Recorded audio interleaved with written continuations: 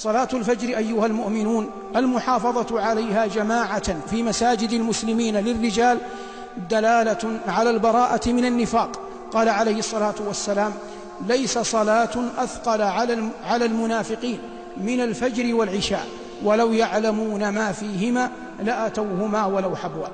صلاة الفجر مع أخواتها مما يؤدى في الظلمة يكسب المؤمن نورا تاما في عرصات يوم القيامة، يوم ما يكون المؤمن أحوج ما يكون إلى النور. قال عليه الصلاة والسلام: بشر المشائين في الظلم بالنور التام يوم القيامة.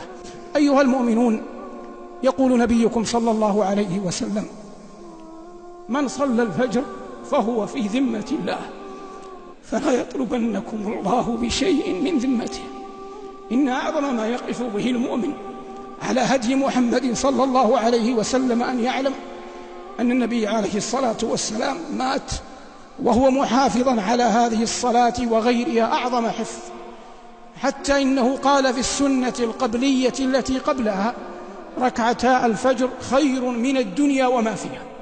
وإن من أعجب العجب أن يفقد الإنسان حياءه من ربه جل وعلا فيسهر على لهو محرم أو يمكث على الفساد أيا كانت صوره الليل كله حتى إذا دنا الفجر نام، فإذا أصبح لعمله أو تجارته أو غير ذلك خرج يرجو الرزق ولا رزق إلا من الله، يرجو أن يأمن العواقب ولا حافظ إلا الله، يرجو أن يوفق ويسدد فيما يقول ويفعل، والمسدد والموفق والمعطي والمانع الله، فيطلب ما عند الله وقد عصاه من قبل وفرط في أعظم فرائضه.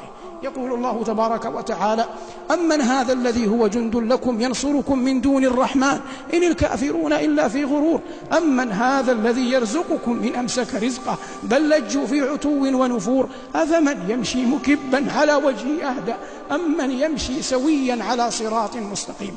إن من أعظم الفعل ودلائل النجاح وأسباب الفلاح أن يؤدي الإنسان إن كان رجلا صلاة الفجر في جماعة مع المسلمين، وأن تؤديها المرأة أو الفتاة في وقتها في بيتها ما استطاعت إلى ذلك سبيلا.